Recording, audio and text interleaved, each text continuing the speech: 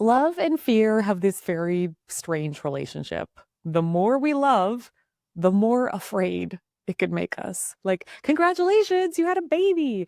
Now you'll never sleep peacefully again. Or another birthday, wonderful. Now you can have a brand new nightmare of all of the terrible things that could happen to everyone you love. I'm Kate Bowler, and this is Everything Happens.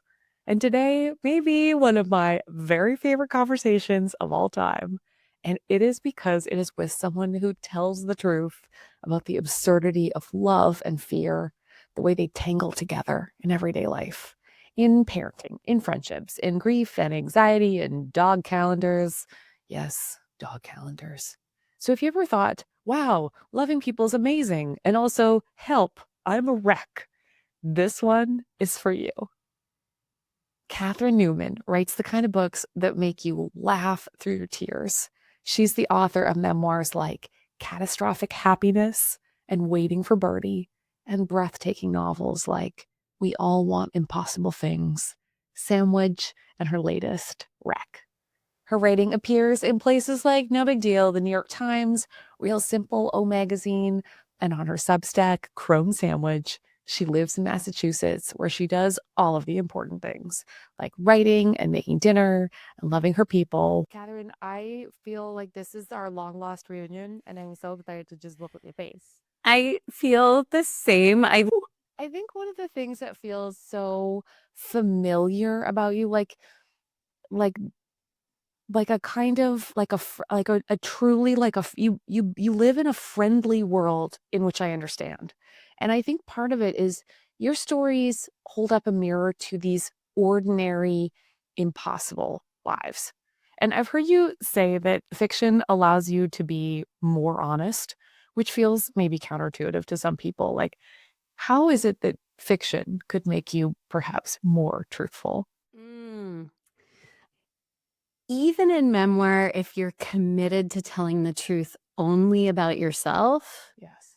other people are constantly implicated, as I know you know. And it's so hard to do well without either straying into untruths or diluting things because of other people's feelings at play, or maybe there was something fundamental I didn't understand about how to do it. But I feel with fiction, like whatever the true feeling is about something, I can just get at it without a lot of um delicacy, I should say.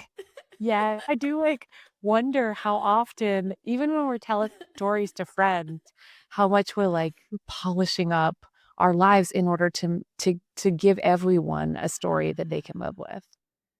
That's an intense question, right? Like, what I always want is to hand everyone like mayhem on a platter, like, here, us two, it's a disaster. Like, I'm sitting on a maxi pad the size of a crib mattress, whatever gross, terrible thing. I always want to just give it all. And then I hate the idea that I would do the opposite of give somebody some impossible norm. Like, anybody needs more of that, you know? Mm. I will never forget listening. I've had this dearly departed grandmother who got up on her 70th birthday, and we were all at this restaurant. We're down this big long table, and we're all sitting around, and she decided to present her life story. And I was like moved, and then a little confused. And then I wasn't quite sure. And then by the end, I was like, this woman is a liar. Yeah. It's wild sometimes, even just how often we repeat to ourselves the story that we imagine. And it really does take, I think, for all of us, like a moment of separation to say, even no matter how many times I've repeated this, is this true? Oh my God. It's so real. And that thing that's like the wedding toast or the eulogy, where you're sitting there like, really? That's not how I remember. I was there. And my parents like to tell this story about how I went to sleepaway camp and I was really unhappy and then I loved it. That's not a true story. I was unhappy until the bitter end. I wrote a letter home every day that was like, come and get me. I'm dying. I'm like dying of unhappiness. I cried myself into like a drowning puddle. Like, it doesn't end well. It's not good narrative, you know? It's like a boring flat line. But like, that's the true story. You know, it's not the story with the good narrative arc where then they came. The story they tell, they came, and I was like, why are you even here? That's not true. I was lying like under the tent crying probably when they came. But that, you know, that way that it can make you feel like a liar or lied about. And then whoever is hearing that story or reading it is like, oh, everything has to follow this narrative arc where everything's fine all the time. And it's just not.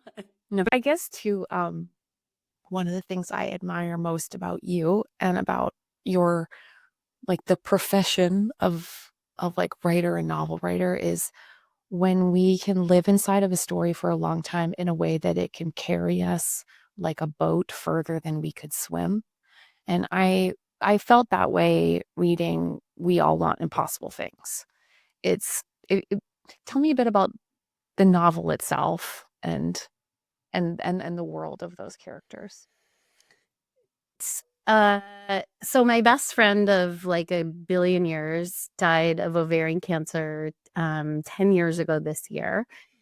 And we've been friends since we were 3. Oh, lovey. Yeah, right. The fucking worst. And it was this amazing, amazing experience, which is such an odd thing to say about like the experience of someone else suffering and dying. But anyways, I was kind of blown apart, crazily in love with the world during this time. I just was in love with her, and I was in love with her family, and I was in love with my family and my kids, and I was in love with everyone who came into her room at the hospice. Like this feeling of, I don't know if it was like the blown openness of grief, or this way that, I mean, I am talking to the person who invented talking about this, but the way that a feeling that days are numbered. Yeah. Even like a hand gesture, what I know, like that my heart of life and may so finite and precious and deeper color and beautiful. Yes, all of that.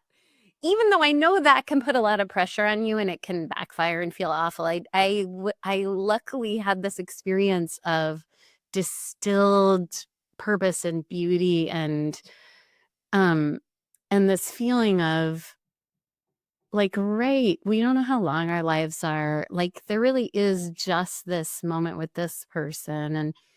And I was so in love with everybody. And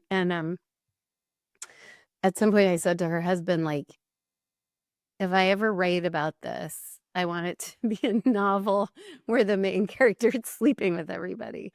Cause that's what I felt like. And I wasn't, I need to say that, like, mostly because nobody asked. I mean, I swear I would have. I have no idea. My boundaries were insanely porous at this time. Like, I was such a crazy thing to say. So I was like just wide open. And but that weirdly that No, just that. I've never heard anyone say that. But the other day I was talking about my friend and chemo. I was in a different city and I was trying to explain. I was like, yeah, and then I met this woman at the airport and this really needed help and I bought her pants. Like it was just like it devolved. But it's exactly that. I got cracked open. I'm like in love with the world and also kind of insane. yes, that the pants buying for a stranger, that I know. She was dying in Coney Island, and so like you would go out to one of the Russian markets and everyone would talk to you like with really, you would go like buy a cup of borscht as one does when their best friend is dying in hospice, and everyone would be like, hey baby, you want to with some heavy Russian accent, and I would be like, oh my God, go home with me. Like, I just felt shattered. Anyways, so I wrote a novel where the only way I felt like I could get at this thing, or maybe not the only way, but the best way, was this fictionalized thing that had to do with representing somebody's crazy boundaries during grief and love. That gorgeous mania. Gorgeous mania. When we live inside a world and we've lived in it with someone, did you feel like you sort of learned to inhabit, like you were visiting another planet, and then you started to kind of colonize it in your own way? Do you mean hospice? Yeah. Yeah. What I mean. Yeah. Oh my God. Yes. And what an amazing way to put it. It's the same like when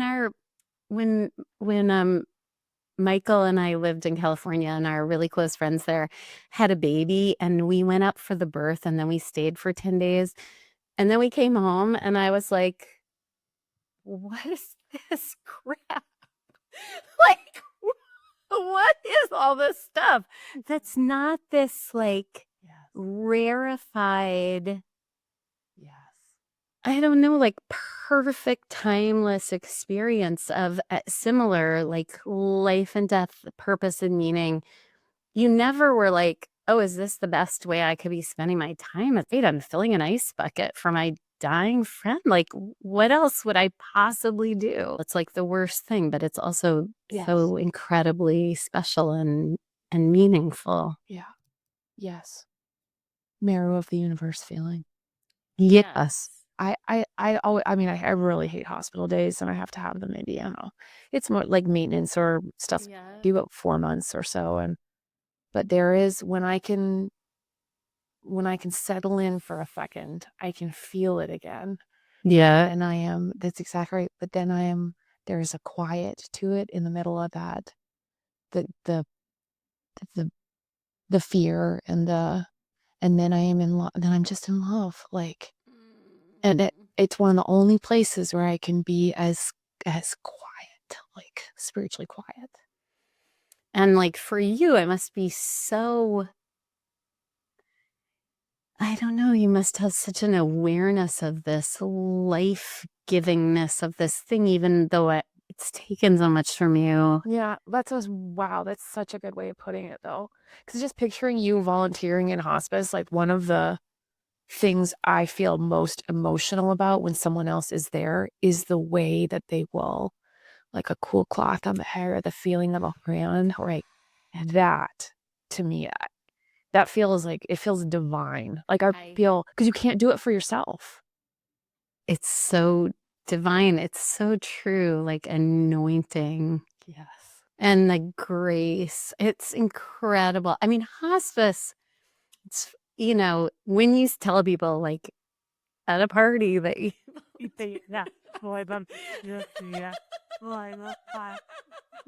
oh, what do you do for fun? I volunteer in hospice. And it sounds like so noble.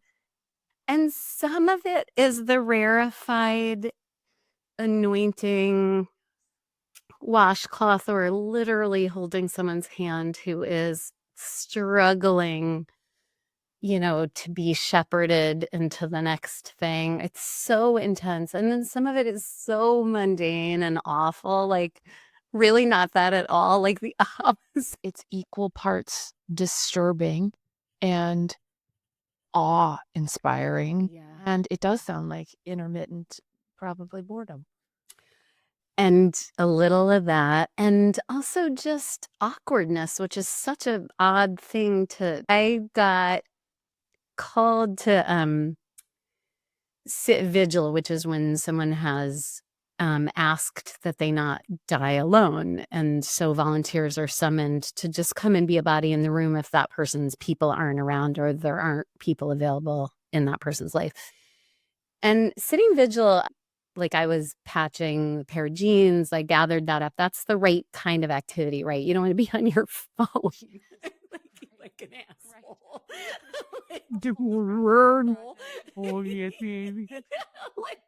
like you need something, knitting, something to do that leaves you like sort of spiritually available, but you're not just boredly watching somebody being like, come on, get on it. But I showed up and this person, I walked into the room with my like needlepoint, and this person was sitting up in bed awake,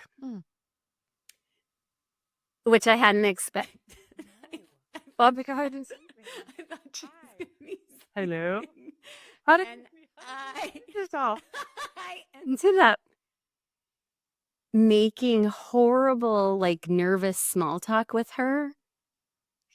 And I hated myself more for it. I wasn't new. Like, I'd been at this hospice for 5 years. And somehow I was thrown off guard. I asked her if she had a Malamute a day calendar with like every day had a different Malamute, like all these dogs, these white fluffy dogs. I like made chit chat with her about like she's literally dying. And I'm like, hey, did you have a Malamute? Like, tell me about it. Like, what is, and the whole time I was like, what is wrong with you? Still quiet yourself down. Like, she's awake. She's not like standing in line at the post office. Like, just chill out. And I had the weirdest energy. And at some point, this other volunteer came to spell me. The woman did not say, oh, thank God, but like really close to it was like, oh, I'm so glad to see you. And I was like, oh, what a nightmare. I left my bag and I had to go back in. And when I went back in, the new volunteer was sitting, holding her hands, completely quiet. And I was like, wow, I just needed to like be present. I didn't need to entertain somebody, but that you could like fuck up the last hours of somebody's life just by being a flawed like jerk. Like it's so horrible. It was so horrible. I went home. I told my family over dinner. I was crying and laughing. And I told my family, and my kids were like, oh my God, Mama, that's a nightmare. That is so horrible. And the weird thing is, then she didn't die, and I went back and like had an opportunity actually to be like normal and quiet. But I don't know if this is a story about like trying to steady yourself, or it's just a story about just being like so flawed, and even the most important things like not showing up properly for them. It's just really life, right? Like So life. It's funny. I was just my very favorite chemo nurse in the whole world we still hang out, and she's so great. Her name is Meg, and she looks like a little baby Anne Hathaway. What's amazing to me is that she remembers, I don't know how, she remembers all my appointments. And she's like, remember when this person came in? Remember this person came in? But it was such a lovely, because I was, you're in and out of being able to observe your own situation. And it was like 1 year straight, but really over 2 years. And it was every 2 or 3 weeks. It was very fun, because I realized what we were doing is saying, do you remember this person? Thank you so much. What a nightmare. Do you remember this person? What a gift. Sat there and just knitted. Do you remember? And but the really humble reminder for me of like, man, how can I learn to be a little bit more like the person who yeah, a catalog of like grace. You right. Everyone dies, and yet it's unendurable. There's so much love inside of us. How do we become worthy of it? And then where does it go? A worldwide crescendo of grief sustained day after day, and only one tiny note of it is mine.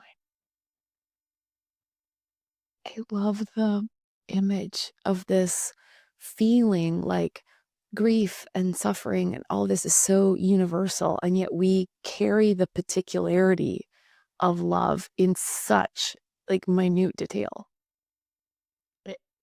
It's so true. And it's greatest like avenue, as everyone knows, to compassion is just, it's like the most basic fact, but it's like the way you love your kid is the way everyone in the world loves their kid. Like that way, it's like the most special thing, and everyone has it, and it is immediately connected. Like you immediately know how most of the world feels. Yes. Yeah.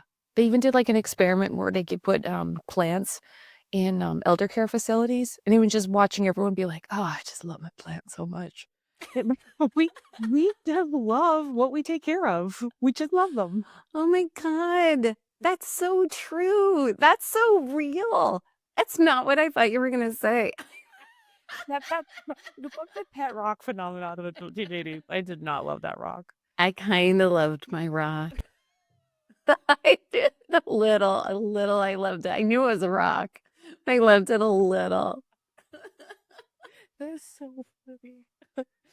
Your your latest novel, Wreck, has a certain flavor of love, and it is driven by this kind of anxious quality. The main character, Rocky, has this like toggling between past and present and future fears for kids and future fears for aging dad and fears for her health. And I wonder what you it's like you have an argument there, and I really like. What do you want to say? What do you think you're saying about the, like, anxious vigilance of love that doesn't ever really, like, shut off? What a profound question for me. Like, does it serve a purpose, and am I making a case for it? And certainly not making a case for it. Like, I am medicated. I am trying to do it better. But I it it's funny, I had this, I mean, parenting, Dot, dot, dot. oh my God. Like all the cliches, you become a parent and then you think about all the things either your parents have said to you, or parents in TV shows have said to their kids, of like, oh, I wish it were happening to me, or all that stuff that's so, I'm sure, like your mom. Oh, you know what my dad said, actually? He said, "Oh, sweetie, if I could do anything to take this cancer away, and I would take it onto me." And then it was a little silence, and he said, "But then I remembered that Mozart died by your age." And then I'm like, and then he did, like, a weighing things in both hands gesture.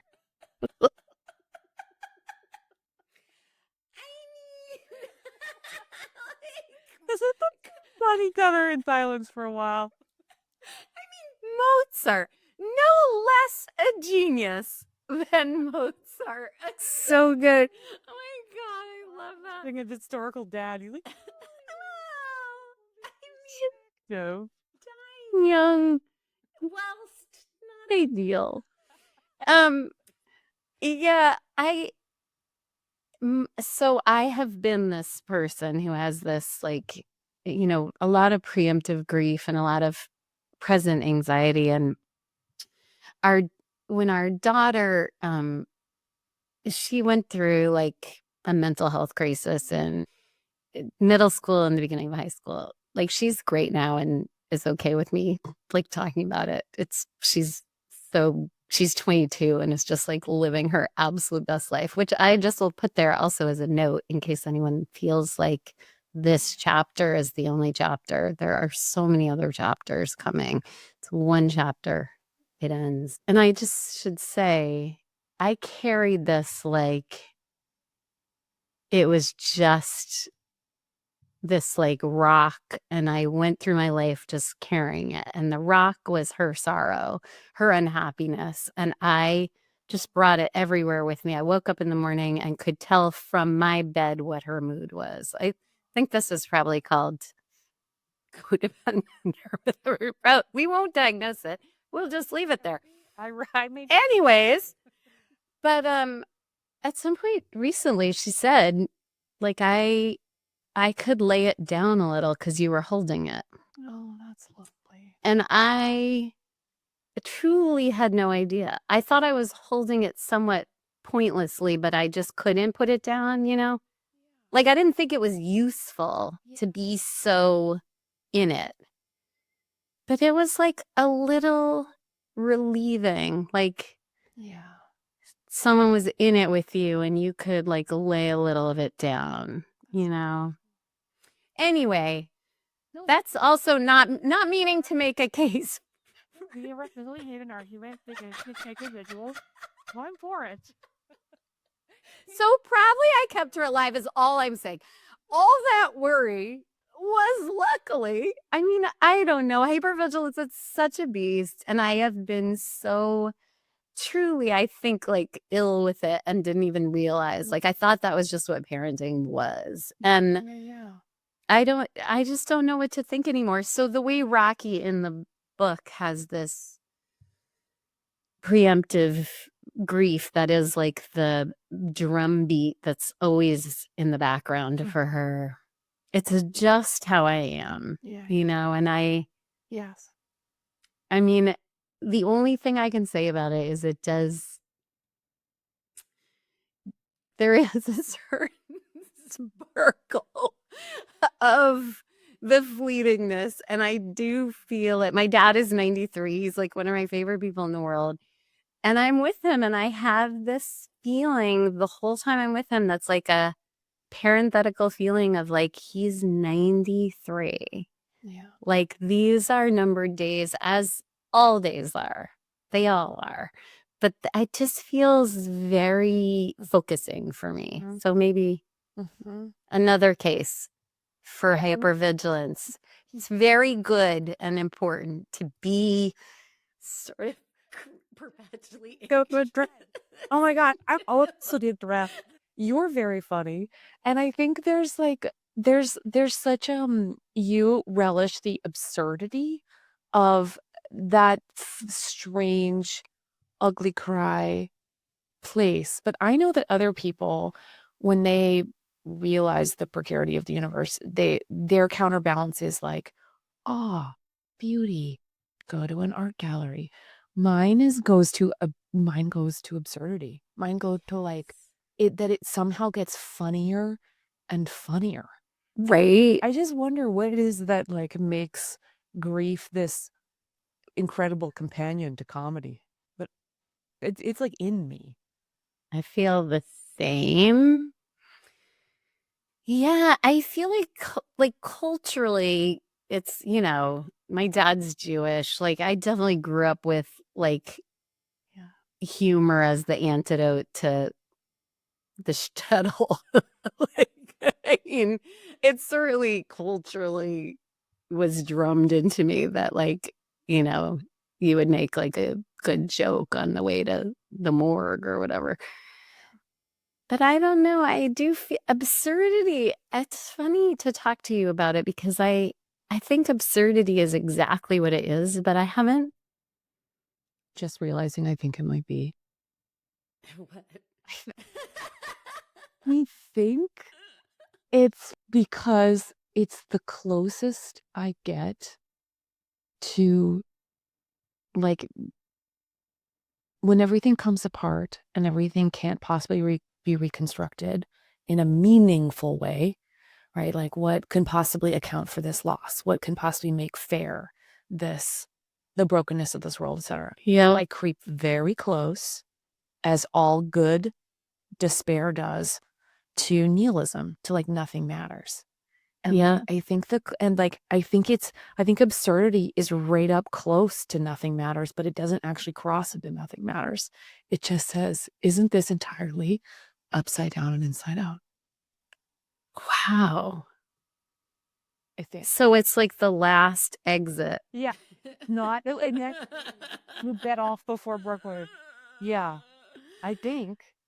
And it holds everything at once, which is, of course, all we need to do all the time. I mean, is the everythingness of it all, the grief and the humor and the love and the fear, and just to somehow like hold those things together, which I do feel like the absurd kind of maybe does a little bit. Because awe or whatever, they hold something, but it doesn't, to me, you're right, it doesn't hold the range. He had the range. I do think the everythingness, like for me, I'm a little ahead of you in terms of age, but not in terms of a sort of lived life. Like I feel like you're like you've precipitously aged. Little middle-aged is most hard. But for me, like my 50s, I mean, I had to live 50 years before I could hold everything and see that that was actually the goal, was not That's so wise. to decide on like this is good or this is bad, or like this is the part of my life I want and this is the part I don't want. Like I mean, it's the name of your show. It's like everything. It's not each thing. Yes. It's like if your show were called Each Thing Happens for a Reason. I just feel like that would have such a different vibe. Like each thing happening, we could kind of deal with. The thing that's hard is the everythingness of all of it. Oh my gosh, you're exactly right. If I could just like put in some just formal objections with the divine authority, but there's just some notes I have about how love works. Because Yeah, yes. I mean, because oh my gosh, because even just my son, listening to my son discover how love feels. We were leaving my parents' house and we all get to leave with him and we just missing so much. And there's all the aging parent stuff. And then my my son goes, "It just feels like the better I get at this love thing, the worse I feel." Oh My oh yeah, no, that's the loudest thing. because you wrote, and I wrote this down about you're powerful. You wrote, "Is it better to have loved and lost? Ask anyone in pain, and they'll tell you no. And yet, here we are, hurling ourselves headlong into love, like lemmings off a cliff into a churning sea of grief. We risk every last thing for our heart's expansion, even when that expanded heart threatens to suffocate us and then burst." That is so real. And it really reminds me of that bell hooks quote.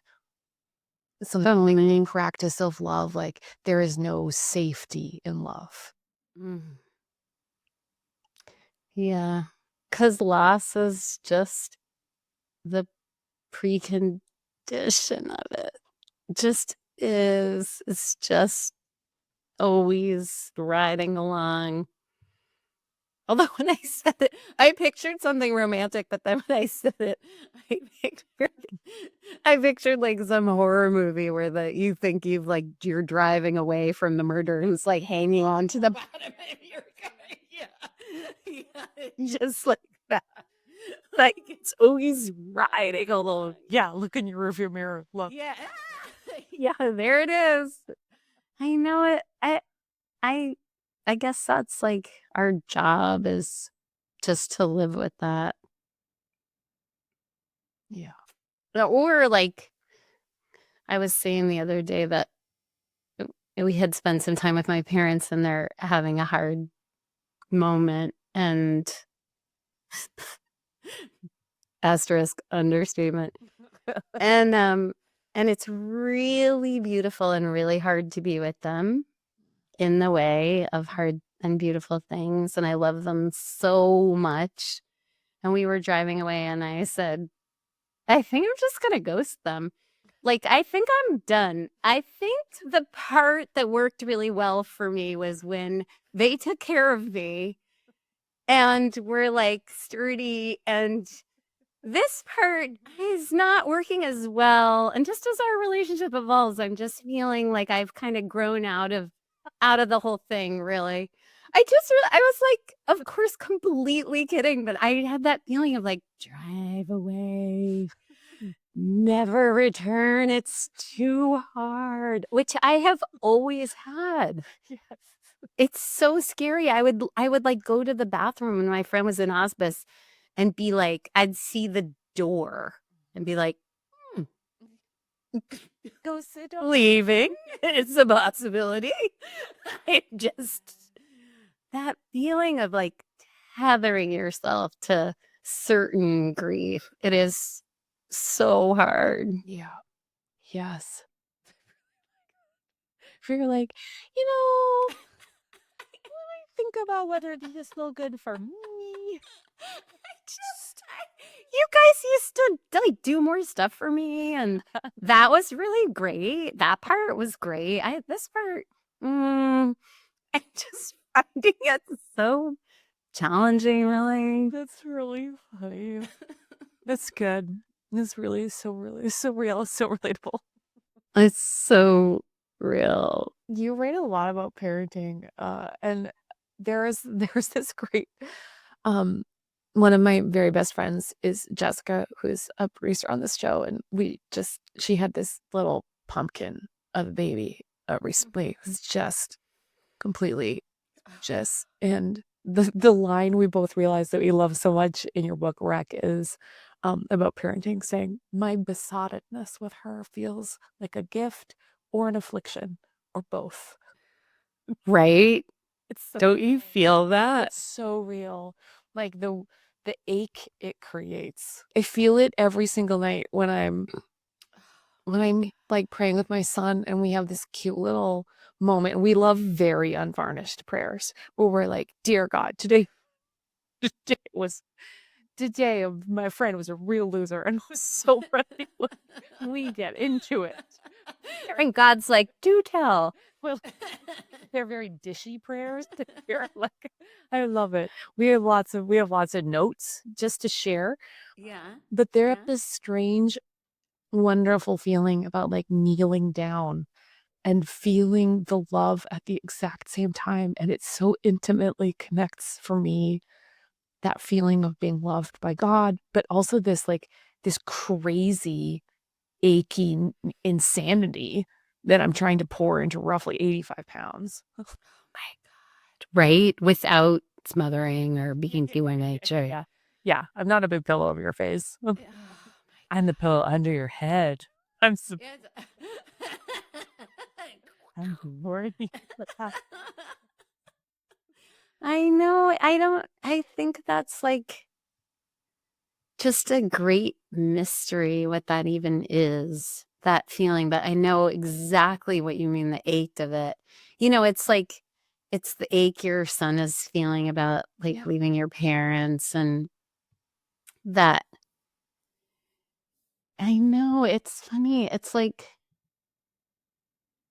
it's hard to even, I don't know. I think about it, the way you can say something really stupid. You'll see this when he's older, because especially with older kids, because you can't just like scoop them up, obviously. So you're stuck with this really limited palette of like acceptable ways to express how much you love them, So you hear yourself say things like, "I really like your shirt."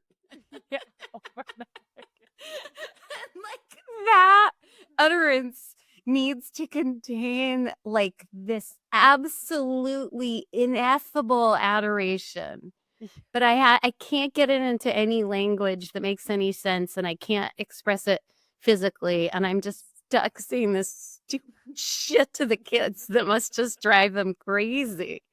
I like your hair like that. Now I think about like my mom saying stuff like that to me. And she meant like, "Oh my God, I love you so much. I'm going to die. I'm going to literally fall down to the ground and die." And instead it's like, "Oh, do you want me to iron your pants?" Oh gosh, we make fun of my mom, my poor sweet mom, so much about this because sometimes you can tell she feels so overwhelmed by love of something that's happening like in the room that then she will immediately, I think, accidentally divert it to something unbelievably dumb, like she said respectfully of her mom. But for example, like we'll be like, me and my sisters talking and laughing and joking. All of a sudden my mom is like, "Girls, girls, girls, I just want you to know we have 3 kinds of apples." You can just tell that she's like, "I love you. I will buy you. Yes. Inventory this fridge for you." Here's what there is, and it's apples. I know. I really am becoming that. I really am. I see how it happens. Like I feel like little kids, like you scoop them up and you like bite their meaty little shoulder and you like kiss on their face and you just have these ways to express your love and then they're in their 20s. You're just like there's Macintosh, then Rayburn. There's No, definitely. there's one Fuji. You guys could split it if you all want it. I could cut it up. It's just really the worst. I feel so embarrassed all the time. They come home for like a minute and I have filled the fridge with things they like, but I try to be casual about it and not mention it because I don't want them to be depressed. I don't want to depress. I don't want them to picture my whole life being like, oh, they're coming home for one day. I'll shop for a month. Like, that's so grim and horrible. I just don't want to depress them or make them feel like sorry for me.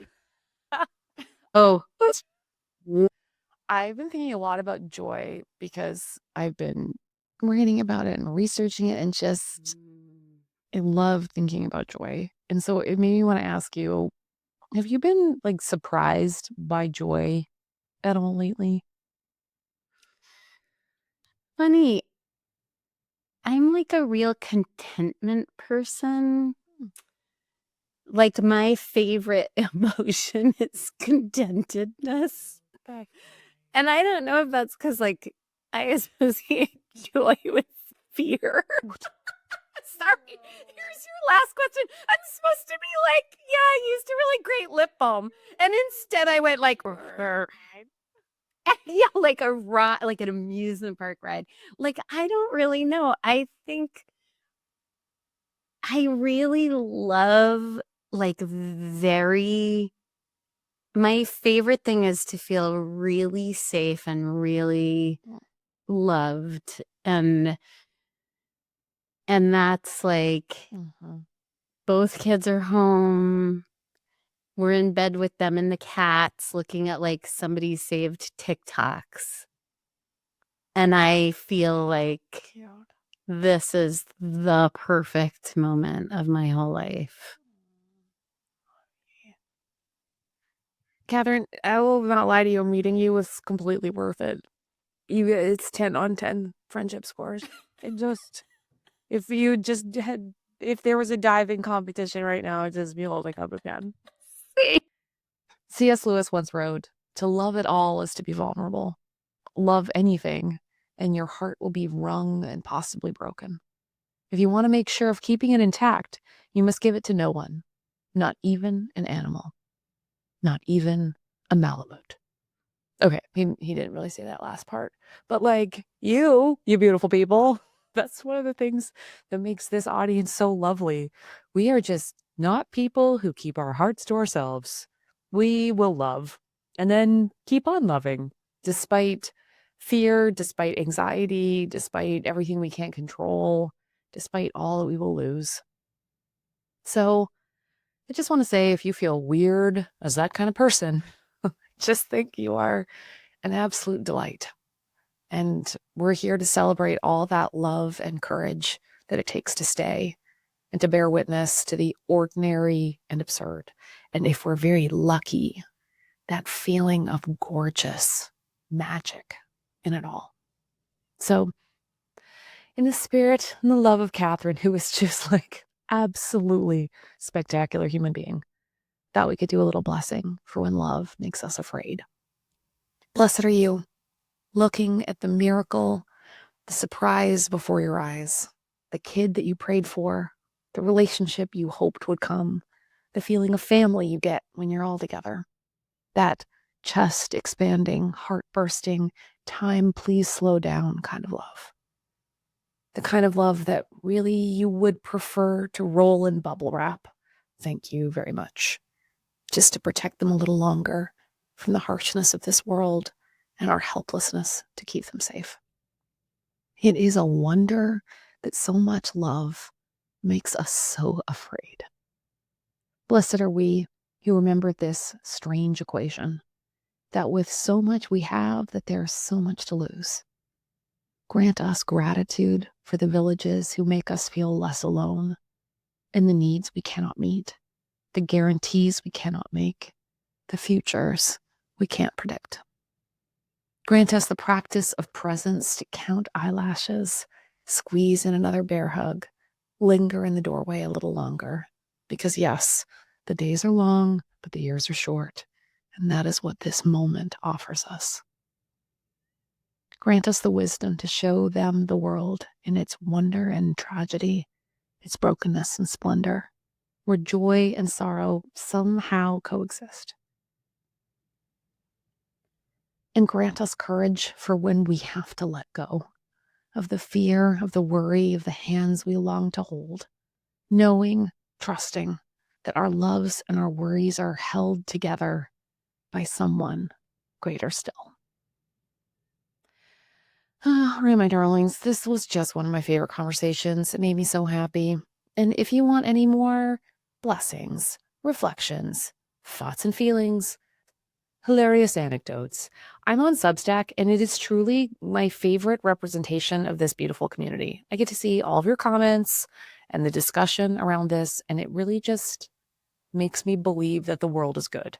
So if you want to find that little corner of the internet, it's katebowler.substack.com. And it's just, I can't wait to see you there. And hey, if you don't mind leaving us a review on Apple or Spotify, it would really help more people find us. And if you want to see my face, which right now I have very long hair, come find me on YouTube, where you can watch every episode. I'm at Kate C. Bowler. Everything Happens at Everything Happens with help from Jessica Ritchie, Harriet Putman, Keith Weston, Anne Herring, Haley DeRitt, Megan Crunkleton, Anna Fitzgerald Peterson, Elias Zaneo, and Catherine Smith. This is Everything Happens with me, Kate Bowler.